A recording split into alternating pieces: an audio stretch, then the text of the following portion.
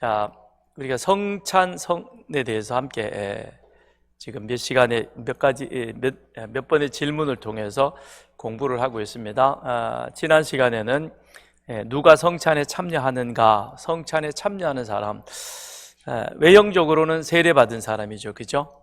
세례받은 사람입니다. 그런데 바울은 성찬에 참여하기 전에 자기를 돌아보라 그랬습니다. 그래서 이 성찬에 참여하기에 부족함이 없도록, 그래서 예수님의 그 살과 피를 먹고 마심에 있어서 내 안에 그런 문제가 있으면 그건 나의 죄를 먹고 마시는 것이 되니까 그 사람은 절제하는 것이 좋겠다. 근데 그건 개인적인 상황이기 때문에 우리가 개인이 어떤 영성을 우리 다른 사람이 판단하기가 어렵습니다. 그렇다면 바울이 말했을 때의 그런, 나는 세례 받았지만 그런데 성찬에 임하기 전에 우리 자신을 돌아보아야 된다라고 하는 그 의미는 두 가지라 그랬죠.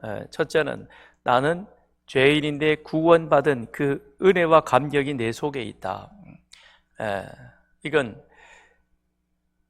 구원받은 그 감격이 처음 있을 때는, 그럴 때는 교회 오는 것만 해도 감사해서 눈물이 나고, 예배의 자리에 앉는 것만 해도 나에게는 그 가슴에 큰 감동이 밀려옵니다. 그리고 십자가를 바라보면 저 십자가는 나를 위해서 우리 주님이 그렇게 고통과 고난 당하셨다는 그 사실에 감사가 계속 밀려오게 되죠. 그런데 조금 지나면 그 다음엔 아이고, 수요일은 왜 이렇게 빨리 다가와? 그죠?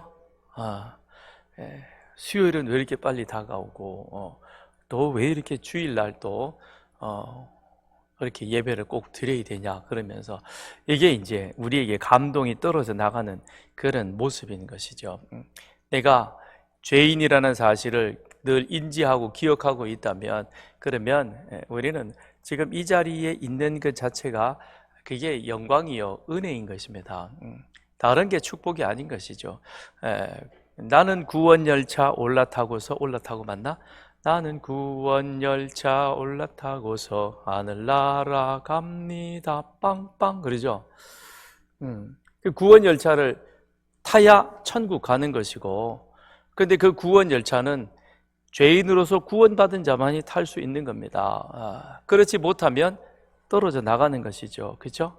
그렇다는 거죠. 그러니까 우리가 이 예배의 자리에 와 있다는 이게 얼마나 크고 놀라운 은혜인가라는 사실을 감격 가운데 있는 겁니다. 그런 감격이 이게 시간이 지나면 점점점 그 효력이 떨어지게 되는데, 그래서 그 효력이 떨어지지 않도록 하기 위해서 우리는 예배의 자리, 기도의 자리, 그리고 내가 받은 은혜에 감사하여 헌신과 봉사와 섬김의 자리로 우리가 계속 우리 자신을 그것으로 들어가야 하는 것이죠. 그래서 하나님 사랑, 이웃 사랑이 내 안에서 실현되어져 가는 것이며, 그것이 곧 그 다음에 세 번째로는 그리스도의 가르침을 따라 살아가려고 애쓰는 자인 것이죠.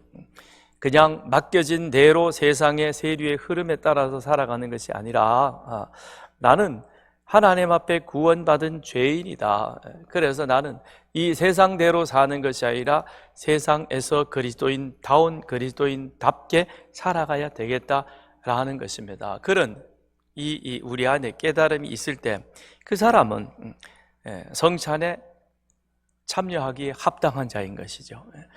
그리고 보면 우리에게는 성찬을 앞두고 정말 통회하며 회개하는 그런 모습이 우리에게는 있어져야 할 것입니다. 그래서 이 성찬에 참여한다는 것이, 그것이 우리 신앙의 유익을 위해서 참 귀한 것이 됩니다. 동시에 이 성찬에 지난 시간 말미에 잠시 말씀드렸듯이 성찬에 참여할 수 없는 자들이라고 해서 내적인 신앙의 영적인 부분에 대해서는 우리가 분별하기 어려우니까 그건 차치하더라도, 그러나 교회 법이 정한 그와 같은 법에 위배되어지는 삶을 사는 사람이라면, 그게 삶으로 나타나는,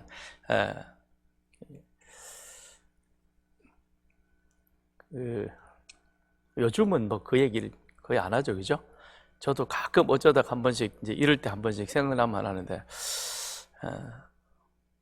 예수 믿고 이제 좀 오래됐으면 끊어야 되겠죠, 그죠?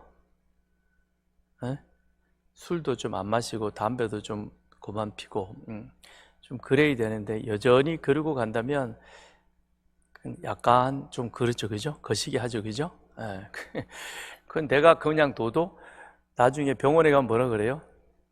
술 먹으면 죽어요, 그래요. 그럼 또 이 뿔난 사람들은 또 그래요. 아이고 빨리 죽죠. 그럼 더 먹어야 되겠네요. 그런데 자기가 그럼 다 먹고 빨리 죽어 주겠습니다. 그런다고 웃기는 소리 참 왜 겁없이 그런 말을 하는지 몰라요.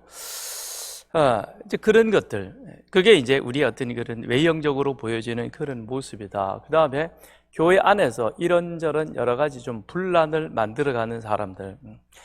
과거에 우리 교회에 그런 분이 한 분 계셨습니다.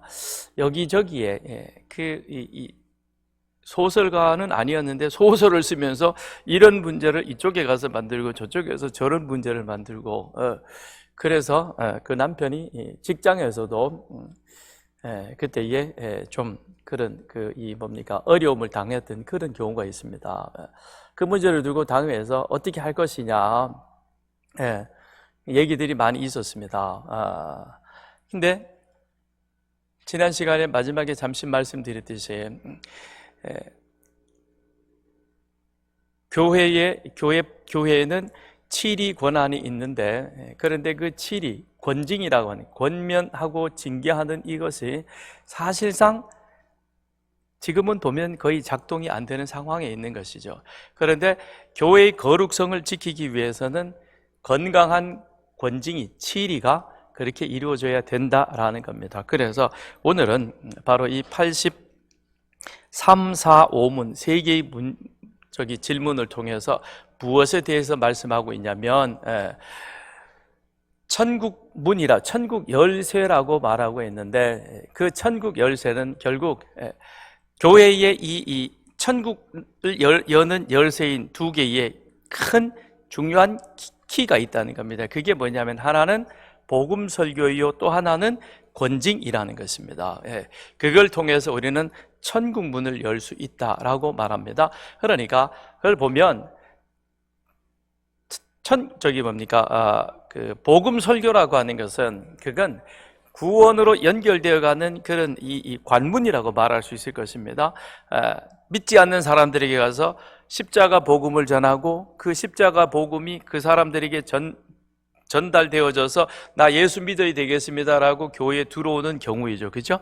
그건 또 하나의 어떤 천국 문을 여는 열쇠가 되는 겁니다. 그런데 그 사람이 들어온 그 사람들에게 그 다음에 해당되어지는 게 뭐냐면 권징이고 치리가 되는 거죠. 이 안에서 세례를 받고 그 다음에 세례받은 자로서 그리스도의 가르침을 따라 살아가는 그 삶 속에서 이것이 내가 바른 것이냐 잘못된 것이냐, 잘못되어졌을 때 그럴 때 교회는 이런 모습으로 치리 권징을 해야 된다라는 것이죠. 그래서 이 두 가지 천국 열쇠가 있다는 것입니다. 거기에 대해서 이제 83문에서부터 85문까지 말해주고 있습니다. 자, 83문을 우리 같이 한번 읽어보겠습니다.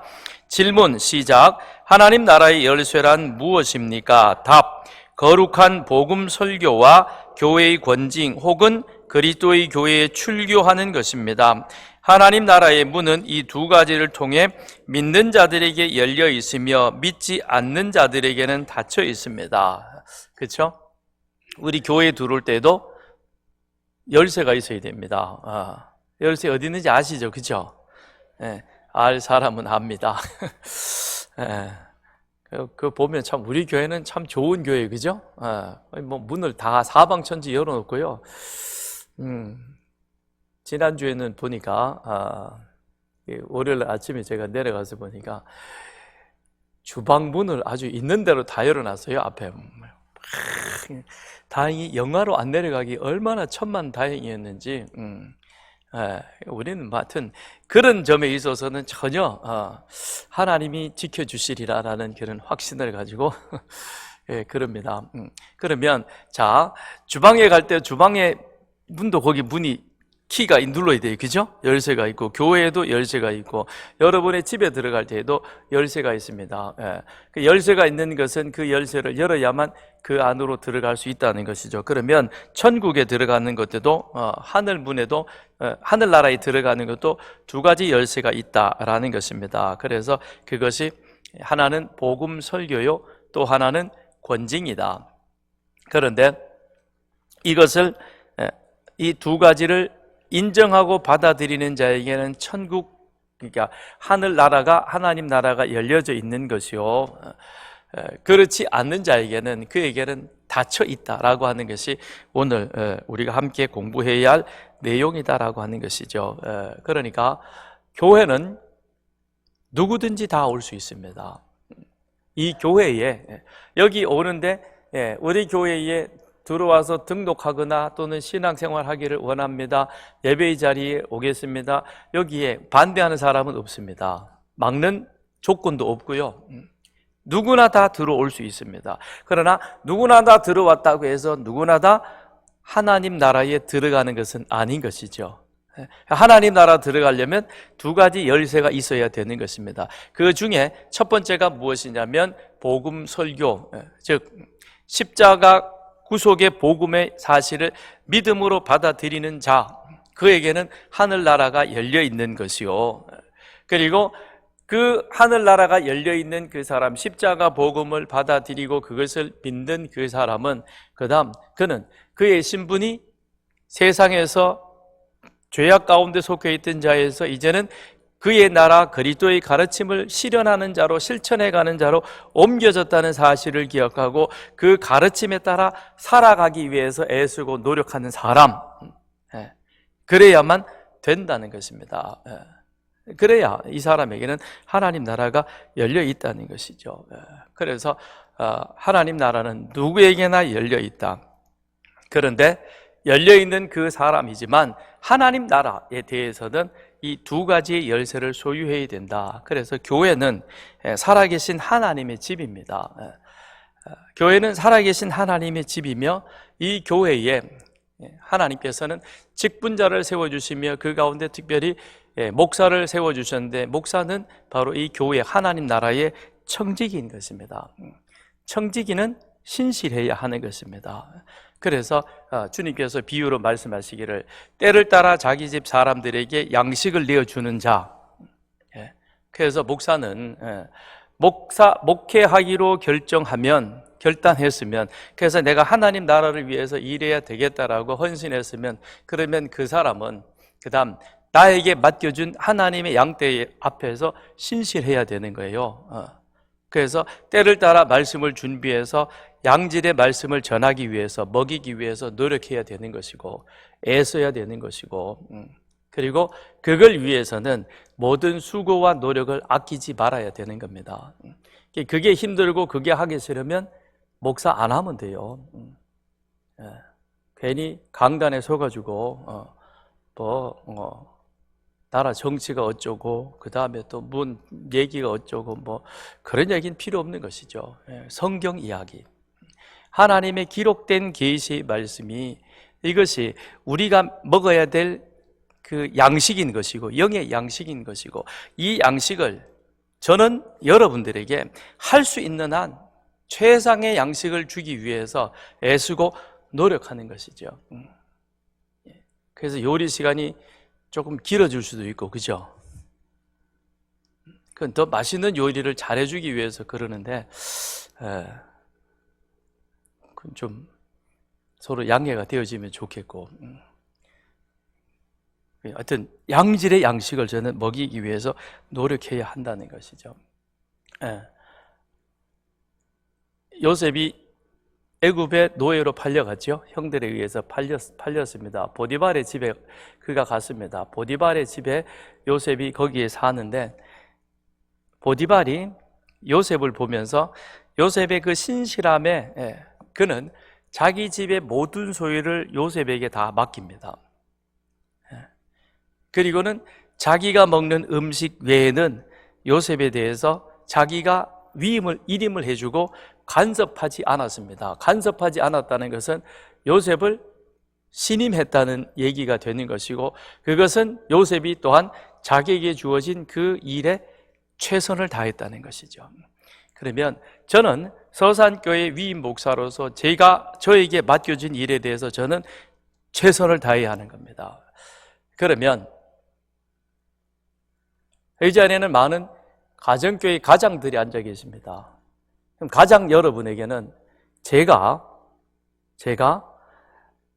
어느 가정교회라고 여러분들이 이름 지어놓은 그들에게 제가 감당하는 그 양떼들을 상당 부분 여러분들에게 위임을 해 주었습니다. 그러면 위임받은 여러분은 거기에 대해서 어느 정도로 해야 되겠어요? 요셉처럼 해야 되겠죠, 그죠? 왜 대답이 없어요? 그래야 되는 거 아닙니까? 그렇잖아요. 그게 맞는 거예요.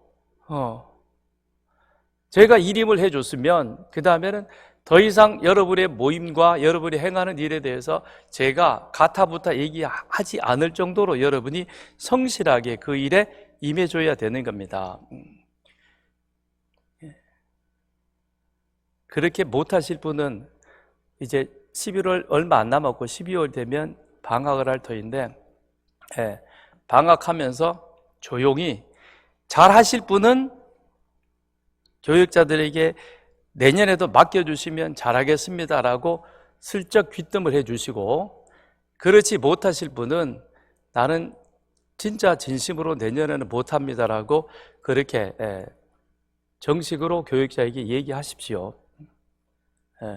그래서 내년에는 싹 정리를 바르게 하도록 하겠습니다. 그래야 되잖아요, 그렇죠?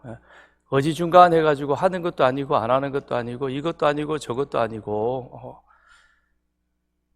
그래서 여러분도 늘 마음에 찜찜하고, 그 다음에 가정교회 가원들도 그 부분에 대해서 이게 뭔가 지금 뭐 하는 것일까 몰라가지고 그러고 있다면 그건 주님 앞에서, 하나님 앞에서 우리 모두가 다 범죄자가 되는 겁니다. 신실하지 못한 거니까.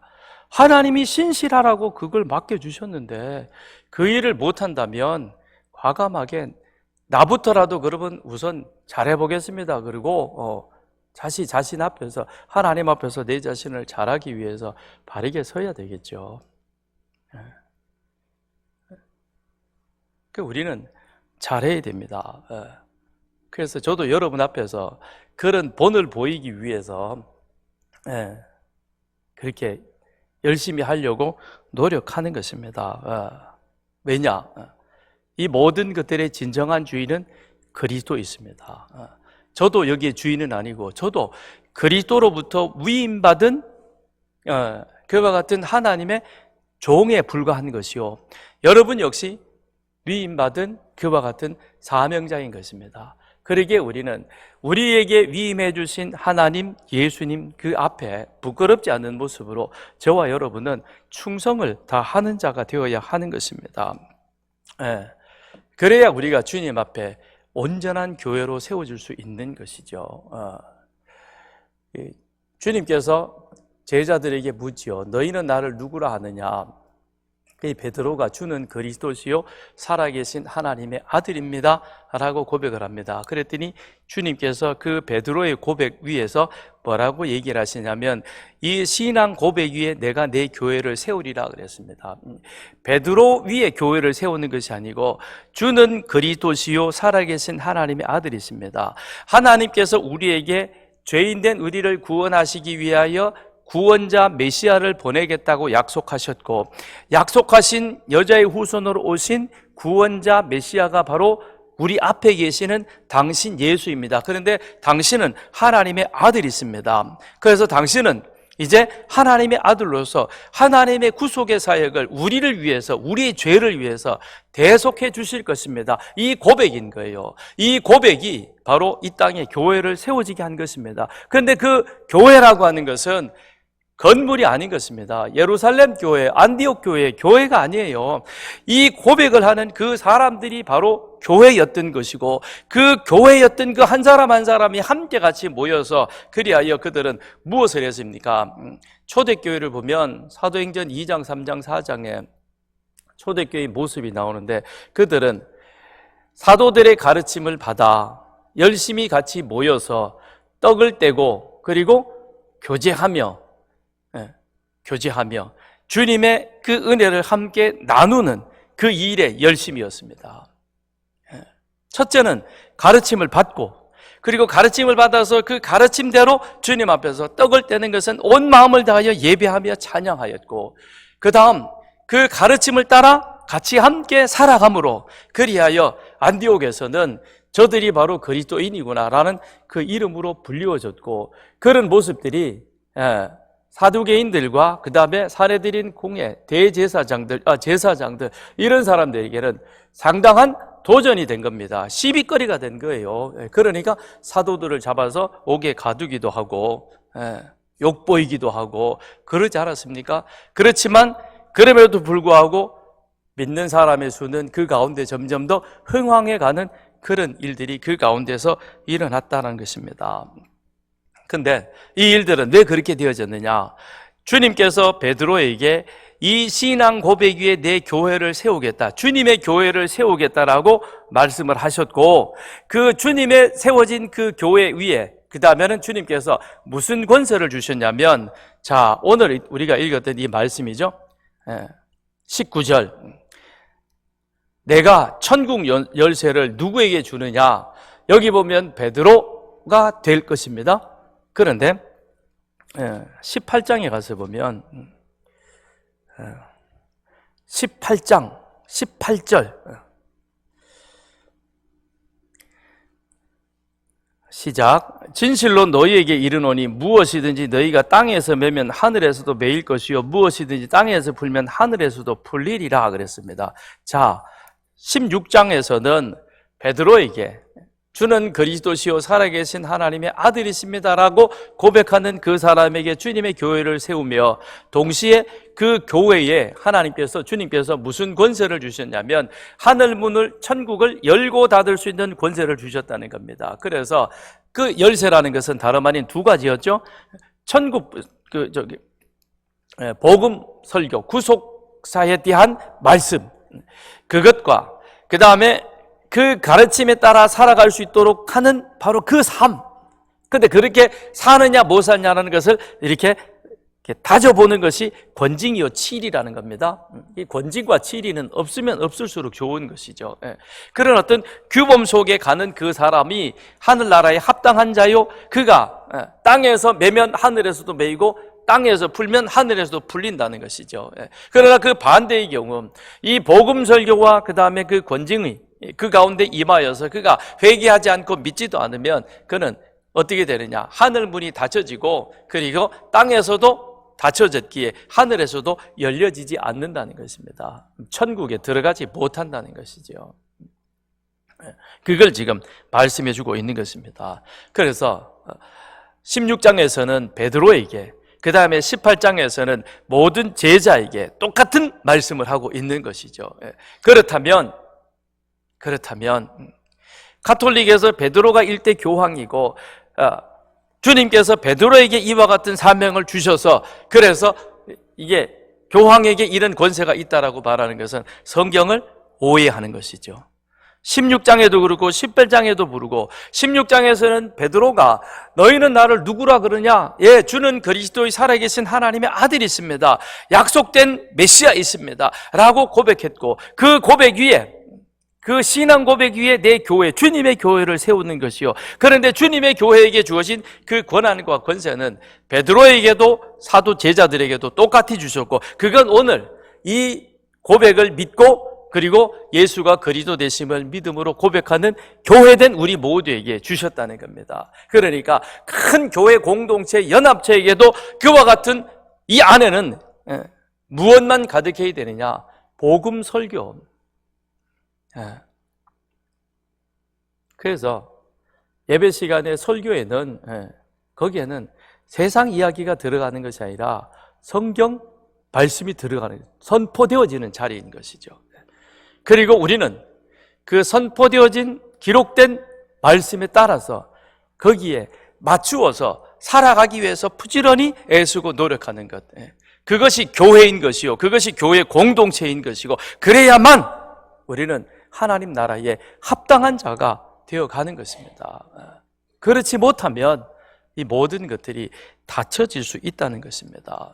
그래서 유대 사회에서 메고 푼다라고 하는 그 의미는, 그것은 가르치는 권위와 행동을 의미했던 것이요, 그것이 관습적으로는 선생들이, 랍비들이 그것을 판단했었는데, 저 사람이 율법의 가르침대로 바르게 사느냐 못 사느냐, 그거를 랍비들이 판단했는데, 그런데 그런 관습에 익숙해져 있는 제자들에게 주님께서 그거를 말씀해 주는 거죠. 예수가 그리스도 되심, 하나님의 아들 메시아 되심을 믿음으로 고백하며 이제는 그 가르침대로 사는 그 사람에게 무엇을 주느냐, 사도된 너희들에게 그것을 가르치고 그리고 그대로 진행해 갈 수 있는, 행할 수 있는 그와 같은 권위와 권세를 주셨다는 것입니다. 그래서 그 다음에 이제 우리가 함께 공부해야 될 내용이 85문에 가서 권징이거든요. 권징인데, 권징을 공부하기 전에 먼저 이제 84번을 한번 보시죠. 그래서 교회에 주신 두 가지 권한, 첫째가 복음 설교인 것입니다. 자, 제 84문 시작. 하나님 나라가 거룩한 복음의 설교에 의해 어떻게 열리고 닫힙니까? 복음 설교, 거기에 따라서 하늘나라가 닫히고 열린다는 것입니다. 답, 시작. 그리스도의 명령에 따라서 이루어집니다. 복음이 모든 자에게 설교되고 그 가운데 모든 믿는 자들이 진정한 믿음으로 복음의 약속을 받을 때 그들의 모든 죄는 그리스도의 은덕에 의하여 실제적으로 용서받습니다. 그러나 반대로 공적으로 복음이 증거되는데도 믿지 않고 진실하게 회개하지 않는 자는 하나님의 심판에 직면하게 되며 영원한 정죄에 놓이게 됩니다. 그들이 회심하지 않는 한 하나님의 복음의 증거에 따라 이 땅에서와 장차오는 세상에서 심판을 받을 것입니다. 그렇죠. 자, 여기 보면 하나님 나라의 열쇠는 두 가지 중에 첫 번째가 복음 설교인 것입니다. 복음 설교, 구속사 설교 같은 거예요. 성경은 예수 그리스도 복음에 대한 이야기인 것이요, 다르게 표현한다면 성경은 구속사, 어떻게 죄인인 우리 인간을 하나님이 구원해 가는가, 구속이라는 것이 구원인 것이죠. 그 이야기인 것입니다. 그래서 성경에 기록되어 있는 모든 것들은 다 그것과 연관되어져 있는 것이죠. 그러니까 고구마 심어놓고 고구마 나중에 이렇게 줄기 잡아당기면 그 고구마 줄기에 이렇게 쫙 그렇게 고구마들이 여러 개 달려 있잖아요. 그죠? 주르륵 해서 끌려오는 것과 똑같다는 것입니다. 그래서 창세기 3장 15절에 하나님의 구원의 약속을 말씀해 두셨습니다. 왜 구원의 약속을 말씀해 두셨는가? 하나님이 세상을 창조하시고 그 가운데 인간을 두셨는데, 그러기에 그 인간은 로봇처럼 꼭두각시로 만들지 아니하고 하나님께서 우리 인간에 자유의지를 주셨습니다. 그런데 우리 인간은 하나님이 주시는 그 자유의지를 남용을 한 것이죠. 그게 하나님처럼 되고픈 이 마음. 그런데 지금도 우리에게는 그게 있죠. 그죠? 그게 가장 강하게 남아있는 사람이 남성이요. 그런 남성을 잘 이용하는 여성들에게도 그런 것들이 그대로 있는 겁니다. 그래서 이것이 늘 이 세상 속에서는 갈등하고 충돌하면서 그러면서 가는 거예요. 모든 문제는 다 여기에서 파생되어지고 빚어지는 겁니다. 그런데 천국에는 진정한 거듭나서 하나님의 나라가 내 안에 온전히 임하게 되어지면 이런 갈등의 소지가 이 안에서 이렇게 정리가 되는 것이죠. 그래서 우리 안에 샬롬의 평안이 이루어지게 되는 겁니다. 세상 똑같아요. 보세요. 그렇잖아요. 다를 바 없는 거예요. 왜 그러느냐? 죄인들의 이 안에 있는 이 육체의 욕망, 그 다음에 정욕의 육체의 정욕, 여기에 지금 끌려가지고 다 명예와 권력과 그것 놓고 지금 치고받고 싸우잖아요. 교회도 그런데 뭐 목사들도 그런데요. 뭐. 그래서 우선은 목사부터 좀 회개할 필요가 많아요. 하여튼 뭐 교회는 전도, 믿지 않는 사람에게 복음 전도를 해야 되는데, 하여튼 숫자가 많으면 부흥으로 생각을 합니다. 근데 그건 참된 부흥이 아닌 것입니다. 부흥은 회복인 것입니다. 죄인이 다시금 그 안에서 하나님의 나라로 회복되어지는, 이게 참된 부흥이라는 것이죠. 자, 그러면 하나님 나라 거룩한 복음의 설교, 거기에 보면 지금 두 가지를 말해주고 있죠, 그죠? 그래서 복음이 모든 자에게 설교되고 그 가운데 모든 믿는 자들이 진정한 믿음으로 복음의 약속을 받을 때라고. 자, 사도행전 2장을 한번 보십시다. 사도행전 2장. 이번 주 토요일에 오면 사도행전 아마 재밌는 얘기가 많이 있어질 것 같아요. 사도행전이 참 재밌잖아요, 그죠? 저는 개인적으로 성경을 보면 사무엘서가 재미있고 사도행전이 재미있어요. 사도행전 보면 어떻게 그렇게 하나님의 사람, 하나님의 역사가 이루어져 가는가, 너무 재미가 있고, 그 다음에 사도행전을 보면 또 사도들의 이 전하는 그런 신앙의 삶의 모습이 너무가 재미가 있고.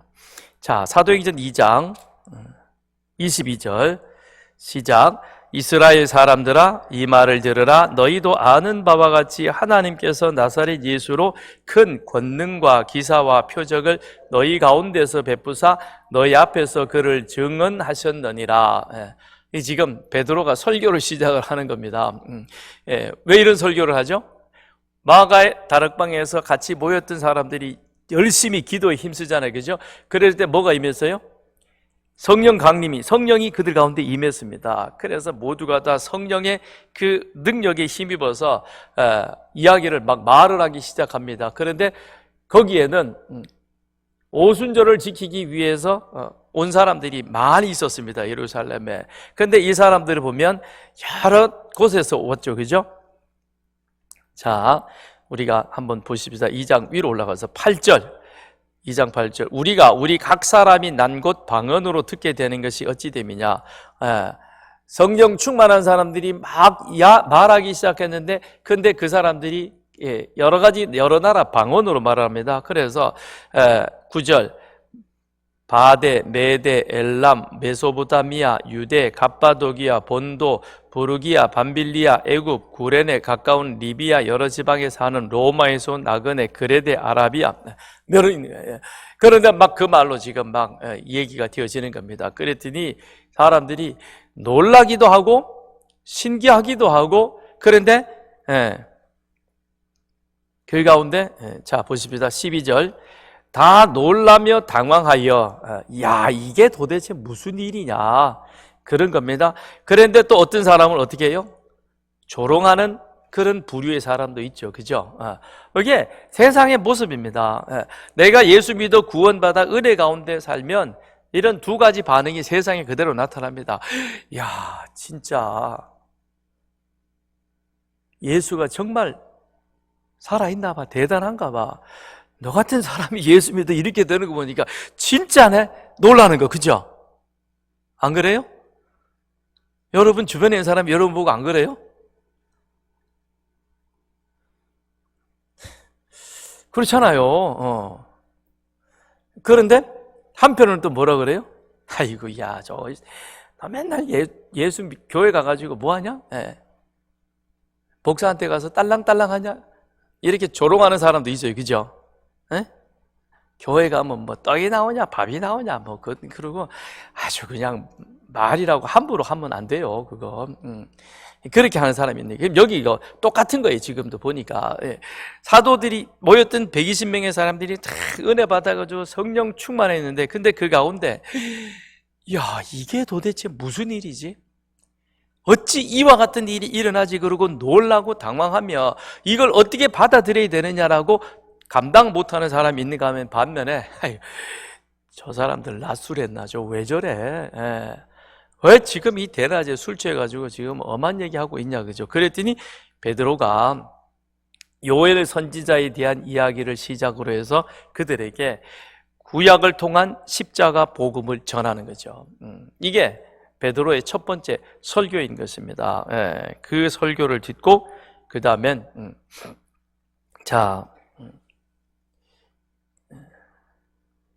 그렇죠? 그래가지고 37절에 가서 보세요. 그들이 이 말을 듣고 마음에 찔려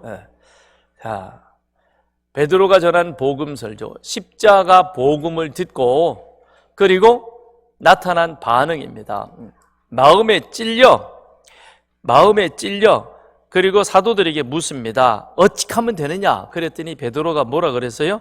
너희가 회개하여 각각 예수 그리스도의 이름으로 세례를 받고 죄 사함을 받으라. 그리하면 성령을 선물로 받으리라라고 말씀하는 것이죠. 이게 복음 설교가 선포되어졌을 때 그 말씀을 아멘으로 받고 맞습니다. 그렇지요. 제가 그랬습니다. 하나님 어떻게 하면 좋습니까?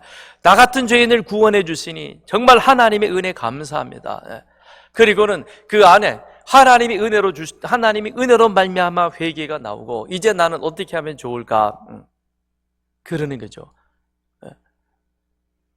회개하고 변화하며 결단하여 그리스도의 이름으로 이제는 살아가야 되겠다라고 그런 우리 안에 결단이 생기는 그런 사람이 있는가 하면 그 다음에 4장에 가서 보세요. 4장 2절 1절에 후반에 보면 제사장들, 성전 맡은 자, 사두개인들이 이르러 예수 안에 죽은 자의 부활이 있다고 백성을 가르치고 전함을 싫어하여 그들을 잡음에 반대하는 자죠. 그러면 다시 우리 답에 한번 가서 보십시다. 복음이 모든 자에게 설교되고 그렇죠? 예루살렘에서 사도 바울이 그리고 그 다음에 사도들이 많은 사람들 모인 사람들에게 열심히 복음을 전했습니다. 그랬더니 진정으로 믿음으로 복음의 약속을 받을 때 그들의 모든 죄는 그리스도의 은덕에 의하여 실제적으로 용서받습니다. 그러나 반대로 공적으로 복음이 증거되는데도 믿지 않고 진실하게 회개하지 않는 자, 그렇죠? 여기 누구죠? 제사장, 성전 맡은 자, 사두개인들, 사내들인 공회원들, 이들은 어떻게 했습니까? 시기하고 질투하고 반대하죠. 그래서는 믿는 제자들을 잡아 옥에 가두지 않습니까? 그리고는 협박하잖아요. 그리고는 때리잖아요. 그리고는 내쫓잖아요. 죽이려 그러다가는 잘못하면 역풍이 불 것 같으니까 그만하자 그러고 보냈다는 것입니다. 이들은 복음이 공적으로 선포되어지는데도 불구하고 받아들이지 않습니다. 회개하지 않습니다. 오히려 그들은 복음에 대해서 대적하는 그와 같은 행동을 하게 되는 겁니다. 그런데 그들에 대해서는 어떻게 한다 그랬어요? 하나님 나라가 그들에게는 영원히 닫혀지리라 그랬습니다. 그러니까 주님께서 내가 너의 신앙 고백 위에 교회를 세우는데 그런데 그 교회에게는 무슨 권세가 있느냐? 내가 땅에서 열면 하늘에서도 열리고 땅에서 메워버리면 하늘에서도 닫혀진다는 것입니다. 그거는 복음이 선포되어지는데 그 복음을 받아들이느냐 받지 않느냐. 교회는 누구든지 올 수 있는 겁니다. 이 자리에는 누구든지 와서 앉아서 예배 드릴 수 있고요, 말씀 들을 수 있습니다. 그런데 선포되어지는 그 말씀에 대해서 그 말씀을 들으려 하지 아니하고 오히려 그 마음에 엉뚱한 생각이 나고 그 마음에 도전하는 듯한 그런 어떤 생각들을 가지면 그에게는 하나님 나라가 닫혀진다는 겁니다. 그래서 우리가 이 자리에서 예배하는 것, 이 자리에서 말씀 들을 때에 하나님 앞에 어떤 자세로 말씀을 듣느냐가 중요한 것입니다. 이 말씀 앞에서 우리의 반응이 그것이 우리의 앞날의 미래를 결정한다는 거예요. 조금 다르지만 애굽에서 나온 출애굽 세대들을 보십시오. 그들 앞에 펼쳐지고 있는 그 여러 가지 상황들에 대해서 그들은 어떻게 반응했습니까? 한 번도 믿음으로 반응한 일이 없었어요. 길은 왜 이러냐? 먹는 것은 왜 이러냐? 왜 맨날 햇볕에 이렇게 쨍쨍 내리쬐냐? 도대체 하나님은 왜 우리를 이렇게만 이끌어 가느냐? 그들에게 감사가 있었습니까? 은혜가 있었습니까? 믿음이 있었습니까? 뭐가 있었습니까? 그들의 결말은 어떠했습니까? 너희 말이 내 귀에 들린 대로. 왜 우리가 성경에서 이걸 자꾸 놓칩니까? 그래서 말하는 것이 그렇게 중요하다니까요. 제발 말 좀 함부로 하지 마십시오. 하나님이 다 듣고 계십니다. 다 듣고 계십니다. 우리는 얼마나 좋습니까? 은혜의 말, 감사의 말, 그렇죠? 한번 따라해 봅시다. 고맙습니다. 아이 진짜 빨리 짜증나네. 따라해봐요. 그럼 고맙습니다 하고 짜증나네 하고 그 말할 때 여러분 기분이 어느 게 좋아요? 짜증나는 게 좋아요? 짜증나는 게 좋다는 사람은 진짜 꼬여도 엄청 꼬여있는 사람이에요. 안 그래? 그렇잖아요. 기왕이면 고맙습니다, 감사합니다, 사랑합니다, 이쁩니다, 잘생겼습니다, 멋있습니다. 그러면 좋지. 그걸 왜 꼬아가지고는 오늘 이쁘게 하게 맞네 그래. 뭐 오늘 이쁘게 하고 하면 안 돼요? 하나님 앞에 올 때 이쁘게 하고 오니까 좋네요. 그럼 되지. 감사합니다, 고맙습니다. 그러니까 우리는 그런 말이 우리에게 있어야 한다는 것입니다. 그러니까 이 사람들에게는 그 정죄밖에 없다는 것입니다. 복음 설교는 우리가 죄인이라는 것을 알게 해줍니다. 그리고 우리의 피할 길도 아울러 알려주는 것입니다. 그래서 이게 참 귀한 것입니다. 그래서 요한복음 8장 24절에 보면 그러므로 내가 너희에게 말하기를 너희가 너희 죄 가운데서 죽으리라 하였노라. 너희가 만일 내가 그인 줄 믿지 아니하면 너희 죄 가운데서 죽으리라. 하나님이 선포되어지는 기록된 말씀, 그 다음에 선포되어지는 그 말씀을 우리가 아멘으로 받아들일 때 우리에게는 구원의 역사가 이루어지지만 그러나 그것을 받아들이지 않거나 방해하거나 비판하거나 그러면 결국 그건 그가 하는 그대로, 그가 심은 대로 그 열매를 거두게 되는 것입니다. 그래서 이 복음 설교는 두 가지 동시작용을 합니다. 동시에 구원이며 심판인 것입니다. 이걸 받아들이는 자에게는 하늘문이 열려지는, 그러나 이것을 받아들이지 못하는 자에게는 그 하늘문이 닫혀지는 겁니다. 그러니까 똑같이 선포되어지는 똑같은 상황을 보고 온 12명의 가나안 정탐꾼들, 그러나 같은 것을 보고 왔지만 갈렙과 여호수아는 하나님의 은혜가 무엇인가, 하나님의 은혜가 어떻게 역사하고 있는가 하는 것을 그 땅에서 보고 믿음으로 고백하지 않습니까? 그에게는 가나안 땅으로 들어가는, 더군다나 갈렙에게는 너는 가나안 땅에 가서 네 맘대로 골라라 그러고 백지 수표를 주지 않습니까? 그래서 복음 설교는 하나님 나라가 열리게 하는 동시에 닫히게도 할 수 있는 것입니다. 그리고 이 복음 설교는 이 땅에서만 들을 수 있는 것입니다. 더 나아가서 이 복음 설교가 유효하게 내 안에 적절하게 잘 적용되어지는 그 사람에게는 이 땅에서 하나님의 인도와 은혜를 누리는 것은 물론이요, 그 삶이 영원까지 인도되어져 간다는 사실을 우리는 기억할 필요가 있는 것입니다. 그러면서 그 다음에 두 번째, 교회에 주어진 하나님 나라 열쇠, 권징에 대해서 한번 생각해 보겠습니다. 85문 시작. 어떻게 천국의 문이 교회의 권징에 의하여 닫히고 열립니까? 답. 그것은 그리스도의 명령에 따른 것입니다. 그리스도인이라 할지라도 기독교적인 교리를 믿고 기독교적인 생활을 하며 형제들의 계속적인 권면에도 불구하고 자신만의 잘못된 교리를 버리지 않고 악한 삶을 계속 산다면 교회에 알리고 교회에서 지명한 자를 그에게 보내야 합니다. 그럼에도 그들의 훈계를 무시하는 자는 성례에 참여하지 못하도록 금하며 교회로부터 배제시켜야 합니다. 그러한 자는 하나님께서도 그리스도의 나라에서 쫓아내실 것입니다. 그러나 그들이 약속하고 변화된 삶을 보여준다면 그리스도와 그의 교회의 회원으로 다시 받아들이게 됩니다. 이제 교회의 권징에 대한 얘기입니다. 권징. 이게 참 불편한 이야기이기도 하지만 그러나 우리에게는 꼭 필요한 그와 같은 이야기도 하죠. 왜 우리 헌법에도 보면 교회의 권징이라고 하는 그 제3편의 권징이 나옵니다. 왜 권징을 두게 했느냐? 권징의 목적이 무엇이냐? 교회의 권위를 나타내는 기회로 사용하라고 준 것이 아니라, 잘 들으세요. 권징을 해서 교회의 권위를 나타내는 것이 아니라 하나님의 영광, 그리고 하나님의 권위를 드러내기 위해서이다. 그건 다시 말한다면 권징이 잘 활용되어질 때 그 교회는 건강한 교회가 되는 것이요, 교회의 권징이 잘 활용되어질 때 그 교회를 통하여 하나님은 영광을 받으시게 될 것이고, 그것이 바로 세상 사람들 앞에서 교회의 참된 모습을 보여주게 되어진다라고 하는 것입니다. 그렇기 때문에 권징은 세상의 벌은 세상의 법이라고 하는 것은 벌 주는 데 목적이 있지만 교회의 권징은 벌 주는 것이 목적이 아닌 것입니다. 첫째는 거기다 적어 놓으세요. 교회의 권징은 첫째는 범죄를 미연에 방지하고, 권징 첫째, 범죄를 미연에 방지하는 것.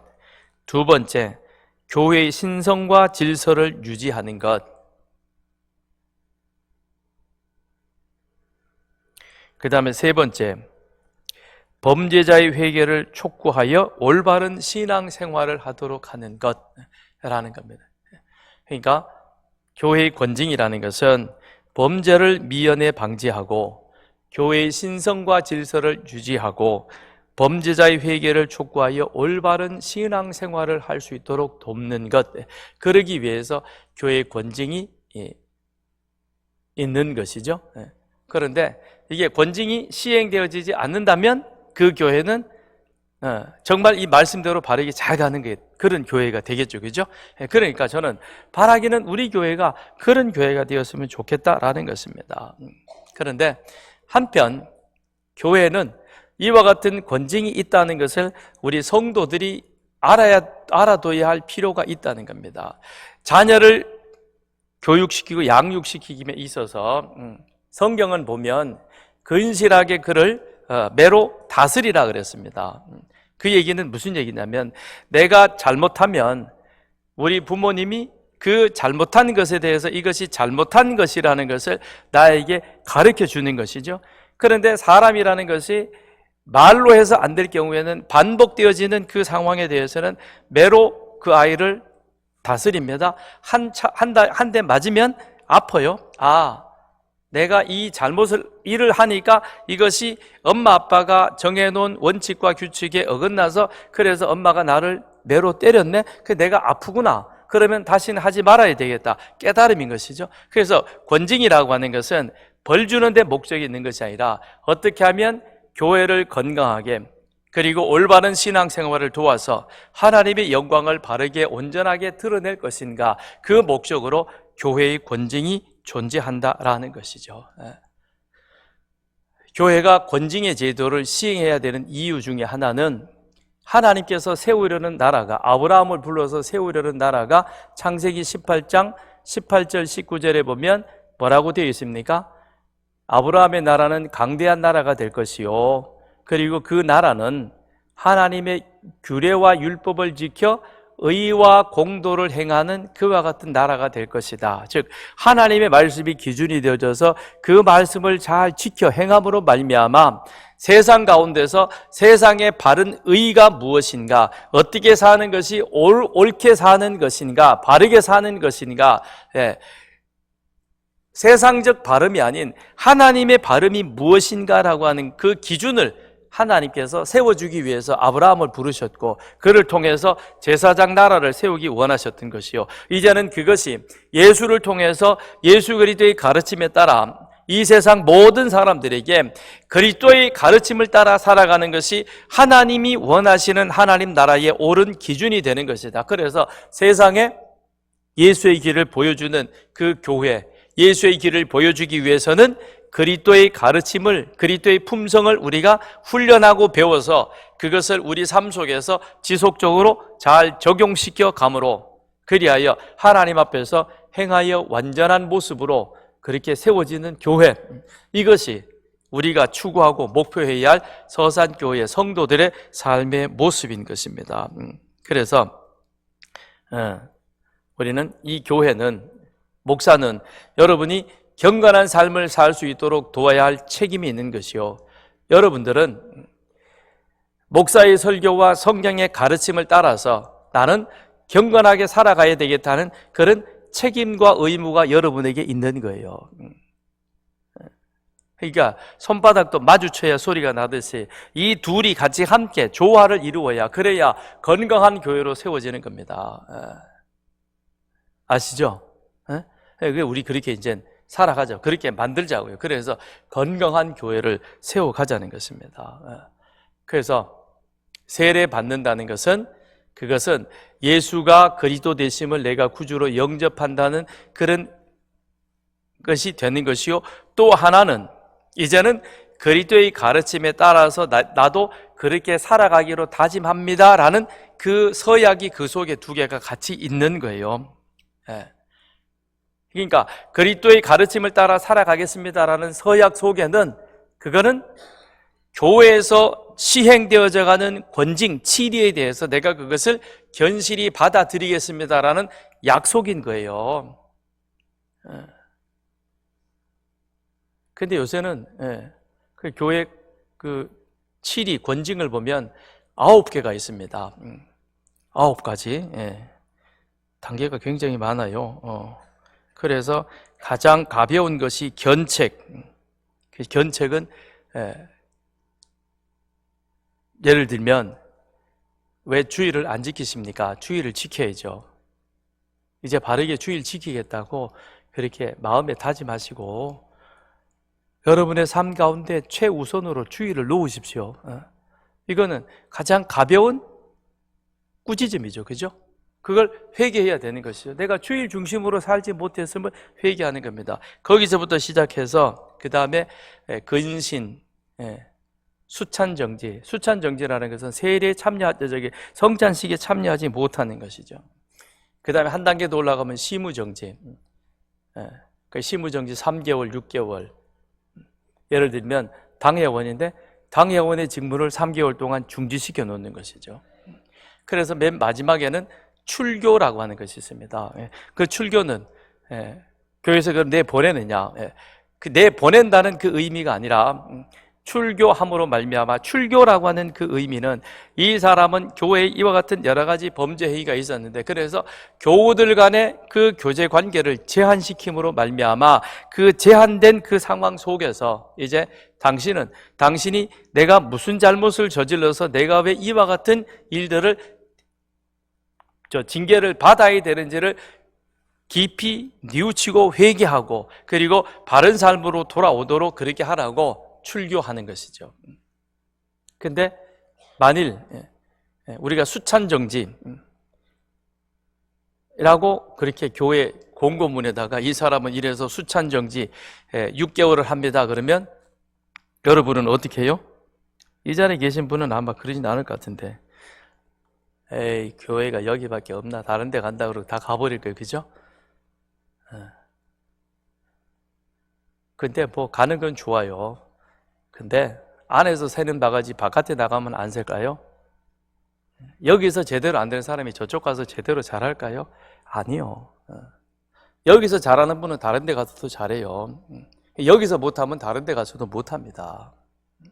그러니까 여기서 내가 잘하기 위해서 애쓰고 노력해야 됩니다. 그래서 선교사를 보낼 때도요, 여기서 목회 잘하는 사람 뽑아서 보냅니다. 여기서 목회 제대로 못하고 선교사나 가야 되겠다, 분명히 가서 문제 일으켜요. 여러 경우를 제가 봤고 똑같은 겁니다. 그래서 교회에서는 이 권징을 행하는 자로 누구를 세웠느냐? 당회원이죠.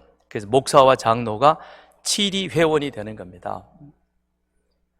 근데 목사와 장로, 즉 당회, 치리회가 권징을 잘하기 위해서는 첫째는 본인들이 신앙적 삶을 잘 살아가야 되겠죠. 그래서 교회나 그 다음에 성도들 앞에서 신실한 신앙생활을 내가 보여줘야 하는 것입니다. 그래야 내가 치리하거나 권징했을 때 그게 먹혀들기 그렇게 되지 않겠어요, 그죠? 그런 거예요. 모세를 보십시오. 얼마나 끝까지 자기 인생을 열심히 삽니까? 죽는 그 순간까지도 그에게 관심사는 하나님의 나라인 것입니다. 다윗도 그러했죠. 성전 너는 지으면 안 돼, 그랬네. 그럼 우리는 뿔나가지고 안 지을 거예요, 그죠?